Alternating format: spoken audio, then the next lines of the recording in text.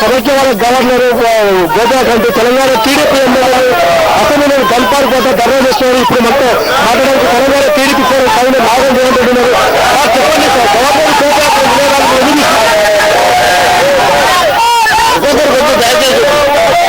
అదే మనం ఇక్కడ చూస్తే మిత్రులుగా తెలంగాణ టీడీపీ ఎమ్మెల్యేలందరూ కూడా ప్రభుత్వ సేవ చేయడం జరుగుతూ ఉంది. చెప్పండి, గవర్నర్ గోదా కంటే వినియోగం జరిగింది. గవర్నర్ ప్రసంగానికి హాజరై అక్కడ నిజం తెలియజేస్తున్నారా? ఆయన గవర్నర్ సమైక్యవాదానికి అనుకూలంగా తెలంగాణను వ్యతిరేకిస్తున్నటువంటి వ్యక్తిగా తెలుగుదేశం తెలంగాణ ఫోరం ఆయన వ్యతిరేకిస్తా ఉంది. ఆయన ప్రసంగాన్ని కూడా మేము అడ్డుకోవడానికి సిద్ధంగా ఉన్నామని చెప్పి అడ్డుకోవాలని చెప్పి మీరు చూపించడం జరిగింది. గవర్నర్ ప్రసంగానికి సభలోకి హాజరయ్యి నిరసన తెలిపొచ్చు కదా? నిరసన తెలియజేద్దాం, నిరసనవాది కూడా భాగమే, మా స్ట్రాటజీ మా భాగమే. మనం ఎమ్మెల్యే గంగా కమలాకర్ గారు చెప్పండి, గవర్నర్ ప్రసంగాన్ని అడ్డుకోవడం ఉద్దేశం? గవర్నర్ గారు తెలంగాణ ఉద్యోగి, అందుకే ఈరోజు ఆయన ప్రసంగాన్ని వ్యతిరేకిస్తున్నాం. ఇది తెలంగాణ టీడీపీ ఎమ్మెల్యేలు మొత్తం ఇక్కడ అసెంబ్లీ కట్టారు కోట ఆందోళన చేస్తా ఉన్నారు. అదేవిధంగా తర్వాత వైపు టీఆర్ఎస్ ఎమ్మెల్యే కేటీఆర్ ఆధ్వర్యంలో టీఆర్ఎస్ శ్రేణులు అసెంబ్లీ కట్టారు కోట ధర్నా చేస్తా ఉన్నారు. ఇది మొత్తం తెలుగు అసెంబ్లీ సమావేశం తొలి రోజులోనే గవర్నర్ ప్రసంగానికి అనేక ఆటంకాలు కలిగే ప్రమాదం ఉంది. వైపు తెలంగాణ కాంగ్రెస్ ఎమ్మెల్యేలు ఢిల్లీలో కూర్చొని గవర్నర్ ప్రసంగానికి హాజరు కాకుండా వాళ్ళు అక్కడ ప్రొటెస్ట్ జరుగుతూ ఉంది. తెలంగాణ టీడీపీ ఎమ్మెల్యేలు ఇక్కడ అసెంబ్లీ అయితే చంద్రబాబు నాయుడు మాత్రం గవర్నర్ ప్రసంగానికి హాజరయ్యి ఓన్లీ సీమాంతో పాటు ఎమ్మెల్యేలు మాత్రం హాజరయ్యని చెప్పి తెలుస్తా ఉంది. తెలంగాణ టీడీపీ ఎమ్మెల్యేలు గవర్నర్ ప్రసంగానికి హాజరు కాకుండా కేవలం ప్రొటెస్ట్ ద్వారా గవర్నర్ గేట్ వన్ దగ్గర మంత్రులు మినిస్టర్స్ సీఎం వచ్చి గేట్ వన్ దగ్గర అడ్డుకొని వీళ్ళు ప్రొటెస్ట్ చేసే అవకాశం ఉంది.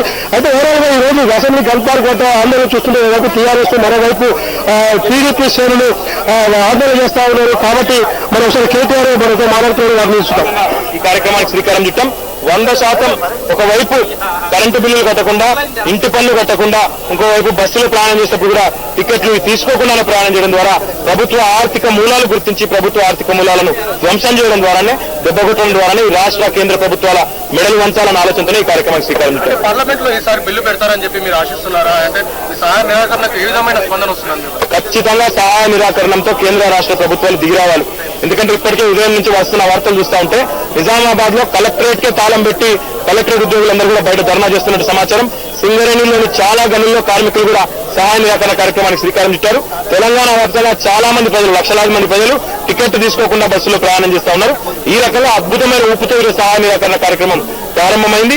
100% సహాయ నిరాకరణ కార్యక్రమం వల్ల ఒక్కో రోజుకు ఈ రాష్ట్ర ప్రభుత్వానికి 1000 కోట్ల దాకా ఆదాయానికి గండిపోయే అవకాశం ఉంది. కాబట్టి ప్రభుత్వం అంతా నష్టాన్ని భరించే పరిస్థితులు లేదు కాబట్టి దిగిరాక తప్పదనేది మా అంచనా. అంటే టికెట్ లేకుండా ప్రయాణం చేసే వారిపై చర్యలు తీసుకుంటామని చెప్పి, అదేవిధంగా బస్సులు కూడా నిలిపేస్తామని చెప్పి, ఆ విధంగా అధికారులు కండక్టర్లకి ఆదేశాలు ఇవ్వడం జరిగిందని చెప్పి తెలుసు. ఈ మాటలు డీజీపీ గారు అన్నట్టు మేము వింటా ఉన్నాం. డీజీపీ గారికి ఒకటే విజ్ఞప్తి చేస్తా ఉన్నాం, అమాయకుల మీద, అసహాయుల మీద మీరు ప్రతాపం చెప్పడం కాదు. దమ్ముంటే యూపీఏ ప్రభుత్వానికి గతంలో డిసెంబర్ 9 నాడు మాట ఇచ్చి తప్పినందుకు దేశమంతా చూస్తా ఉండగా, అంతర్జాతీయ సమాజం అంతా చూస్తా ఉండగా మాట తప్పినందుకు అవసరమైతే యూపీఏ ప్రభుత్వం మీద చీటింగ్ కేసు పెట్టండి, లేదా మేనిఫెస్టోల్లో తెలంగాణ ఇస్తామని చెప్పి, తెలంగాణకు మద్దతు ఇస్తామని చెప్పి మాట తప్పిన చిరంజీవి మీద, మాట తప్పిన చంద్రబాబు నాయుడు మీద, మాట తప్పి 100,000 మంది చావులకు కారణమైన చంద్రబాబు, చిరంజీవుల మీద దమ్ముంటే మర్డర్ కేసు పెట్టమని డీజీపీ గారిని హెచ్చరిస్తా ఉన్నాం. అసహాయుల మీద, అమాయకుల మీద ప్రతాపం చూపుతామంటే, కాకి జులుము చూపుతామంటే చూస్తా ఊరుకోవడానికి తెలంగాణలో మీ తాటాకుల చెప్పులకు భయపడే కుందలు లేవని చెప్పి కూడా డీజీపీ గారిని హెచ్చరిస్తా ఉన్నాం. తెలంగాణపై ఏకాభిప్రాయం కావాలని చెప్పేసి నిన్న కూడా ప్రధాని చెప్పినట్టుగా తెలుస్తుంది. అంటే ఏకాభిప్రాయం రాకుంటే తెలంగాణ రాదని చెప్పేసి ప్రధాని మాటల్లో తెలుస్తుంది. మీరు దాన్ని ఏ విధంగా భావిస్తారు? సమస్య జటిలం అంటూ ఇవాళ కాంగ్రెస్ పార్టీ కుటిల నీతిని ప్రదర్శిస్తా ఉన్నది. జవాబుదారీతనం లేకుండా ఇవాళ మన్మోహన్ సింగ్ గారు కూడా బాధ్యత రహితంగా మాట్లాడడం సబబు కాదు. ఒకే విజ్ఞప్తి చేస్తా ఉన్నాం మన్మోహన్ సింగ్ గారికి, దయచేసి వచ్చిన కన్సెన్సస్ రాలేదని బుకాయించవద్దు. కన్సెన్సస్ ఏనాడు వచ్చింది? 36 పార్టీలు మద్దతు ఇచ్చినాడే ప్రణబ్ ముఖర్జీ కమిటీకి, ఆనాడే కన్సెన్సస్ వచ్చింది. రాష్ట్రంలో ఇక్కడ రోషయ్య గారి ఆధ్వర్యంలో ఆల్ పార్టీ మీటింగ్ జరిగినప్పుడే రాష్ట్రంలో కూడా కన్సెన్సస్ వచ్చింది. వచ్చిన కన్సెన్సస్ రాలేదని బుకాయించడం ప్రధానమంత్రి గారికి భావ్యం కాదని చెప్పి విజ్ఞప్తి చేస్తారు.